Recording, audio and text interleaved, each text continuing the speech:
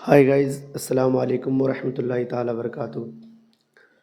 آج ہم پیر اجمل رضا صاحب قبلہ مدظ العالی و نورانی کی بیان سنیں گے، جس میں اعلیٰ حضرت عظیم البرکت امام احمد رضا خان فاضل بریلوی علیہ رحمہ کی شان کو بیان کیے ہیں، اور پیر اجمل رضا صاحب قبلہ جو پاکستان سے تعلق رکھتے ہیں، ان کی بیان کو سننے کے بعد اور ان کے بولنے کا طریقہ انداز جو بہت ہی عمدہ اور اعلیٰ ہے، جن سے عام آدمی بھی ان کی باتوں کو سمجھ سکتے ہیں اور کیا بتا رہے ہیں وہ سب جو ہے صحیح طور سے سمجھ سکتے ہیں، اور ان کی بات کرنے کا جو طریقہ ہے سیدھی دلوں میں ان کی باتیں اترتی ہے اور ایمان کو ایک تازگی ملتا ہے۔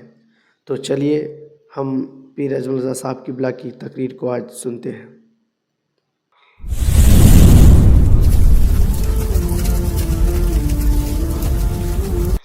یاد رکھیں، جو وارث والے ہیں ان کا رنگ اور ہے، جو ماننے والے ہیں ان کا مزاج اور ہے۔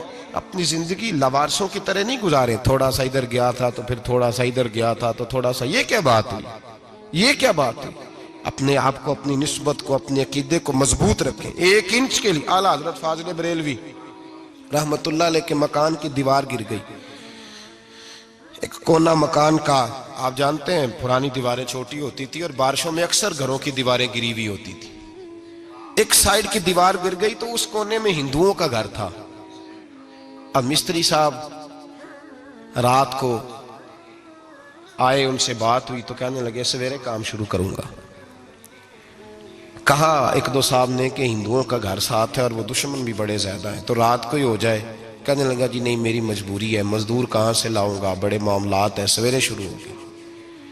اب رات کو مولانا ظفر الدین بہاری علیہ رحمہ کہتے ہیں بچے مدرسے کے، باقی سارے لوگ، سب کو جمع کیا گیا، چونکہ اس طرف سے تھوڑا خطرہ تھا ہندوؤں کی جانب سے۔ کہا جناب یہ بڑے دشمن ہیں اسلام کے، تو اس طرح کرو کہ 2-3 بچوں کی ڈیوٹی لگائیں یا کچھ لوگوں کی یہاں رات کو پہرا دیا جائے۔ ٹھنڈ بھی بڑی زیادہ تھی، کھڑا ہونا بھی مشکل تھا۔ اعلیٰ حضرت رحمت اللہ علیہ عشاء کی نماز کے بعد جلدی حجرہ خاص میں تشریف لے جاتے تھے۔ اس رات جب دیکھا نا باہر شور ہو رہا ہے تو اسی طرح سر پہ ایک رومال لپیٹا تو باہر آ گئے۔ کہنے لگے کیا شور ہے؟ کہ حضور سردی ذرا زیادہ ہے تو یہاں کسی کی ڈیوٹی لگانی ہے پہرے کی۔ 2 منٹ خاموش رہے، پھر فرمانے لگے کوئی ضرورت نہیں، جاؤ سو جاؤ سارے جا کے، کوئی ضرورت نہیں، جاؤ اپنے اپنے گھروں کو، کوئی حاجت نہیں، پہنچ جاؤ۔ کہا حضور مہربانی کرے، وہ طے ہونے لگا تھا۔ فرمایا میری وجہ سے کیوں کوئی ساری رات بیدار رہے؟ جاؤ تمہیں کہا نا آرام کرو۔ لوگ سو گئے۔ صبح فجر کی نماز پڑھ کے اعلیٰ حضرت رحمت اللہ تعالیٰ علیہ جب سیڑھیاں اتر رہے تھے رضا مسجد کی، تو وہ جس ہندو کی جانب سے زیادہ خطرہ تھا وہ سیڑھیوں پہ بیٹھا تھا، مسجد کی سیڑھیوں پہ۔ سب لوگوں کی توجہ ہو گئی۔ کہنے لگا مولانا میں کلمہ پڑھنے آیا ہوں، مجھے کلمہ پڑھا کے مسلمان کر دو، میں کلمہ پڑھنے آیا ہوں، مسلمان کریں۔ لوگوں کی توجہ، اعلیٰ فرمانے لگے نہیں ابھی تو انتظار کر، تھوڑی دیر کے، اچھی طرح سوچ لے، جذباتی فیصلہ نہ کر کہ تو آ رہا ہے۔ یہ کہہ کے جب 2 سیڑھیاں نیچے اترے اس کے پاس سے تو اس نے پیر تھام لیے۔ کہنے لگا اب ایسے تو نہ کرو، رونے لگا۔ اعلیٰ حضرت رحمت اللہ نے کلمہ پڑھایا، کچھ باتوں کی نصیحت فرمائی، تشریف لے گئے۔ گھیرنے والے گھیر کے بیٹھ گئے، کہنے لگے ہمیں بھی بتا بدلہ کیسے ہے؟ کہنے لگا دیوار گر گئی، آدھی رات تک انتظار کرتا رہا، پہرے دار کوئی نہیں، تو 2 تلواریں لے کر جب میں ان کے مکان کی جانب بڑھا، میں نے کہا آج گردن کاٹوں گا اور کاٹ کر کے نکلوں گا۔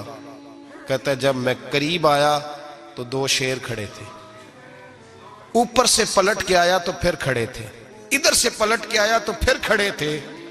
فرماتے ہیں میں 2 گھنٹے کے بعد آیا تو پھر پلٹ کے کھڑے تھے، میں پھر 1 گھنٹے کے بعد آیا، سحری کا وقت ہوگا تو پھر پلٹ کے کھڑے تھے، اب میں ڈر کے بھاگا۔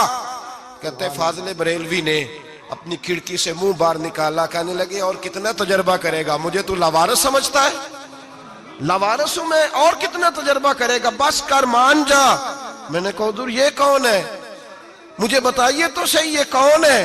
تو کہنے لگے میں نے ساری زندگی رسول اللہ کی عظمت کا دفاع کیا ہے، ساری زندگی غوث اعظم کے نعرے لگائے ہیں، ابھی تو یہ مدد صرف غوث پاک جیلانی کی بھیجی ہوئی ہے، ابھی تو غوث آدم کی بھیجی ہوئی مدد ہے، مولا علی ابھی پیچھے ہیں، دو جہاں کے محبوب ابھی اس سے پیچھے ہیں، وہ تو ابھی پیچھے ہیں، پیچھے کھڑے ہیں کہ ضرورت پڑی تو ہم بھی تیار بیٹھے ہیں۔ او بھائی آج رواج ہو گیا، رواج، میں نے 2-4 دن پہلے بھی کہا تھا، لوگ کہتے ہیں نہیں کوئی نہیں ضرورت، سامنے سارا کچھ نظر آ رہا ہے۔ او خدا کے بندو یاد رکھو، نسبت ہے بڑی چیز، جانے تو دو میں، اگر کسی کو نسبت میسر آ گئی نا، نسبت، خالی دامن ہی مل گیا، تیرے ہاتھ میں کچھ ہے تو ہونی چاہیے نا، سبحان خالی اللہ۔ دامن ہی تجھے کسی کا میسر آ ادروائز گیا تو ہمیں بچ گیا۔ پیر اجمل اپنی رضا صاحب نسبتوں کی نے حفاظت فرمایا کریں۔ ہے کہ اگر کسی کے دل میں عشق نبی ہو اور اس کے رسول کی چراغ اپنے دلوں میں ہم لوگ جلا لیں تو ہمیں کسی چیز کی کوئی خطرہ نہیں ہے،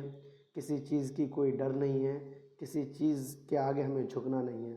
بس بات یہ ہے کہ ہمیں اپنے پیارے حبیب محمد مصطفیٰ صلی اللہ تعالیٰ علیہ وسلم کی سچی پکی محبت اپنے دلوں میں رچا لینا چاہیے، بسا لینا چاہیے، اور ہم تمام مسلمانوں کو اپنے نبی کی ہر ایک چھوٹی بڑی سنتوں پر عمل کرنے کی توفیق اور رفیق عطا فرمائے، اور ہم لوگ دین کی باتوں کو سنیں اور ان پر عمل کرنے کی توفیق اور رفیق عطا فرمائے۔ اللہ سے دعا ہے کہ ہم تمام مسلمانوں کو خیریت و عافیت سے رکھے۔ السلام علیکم۔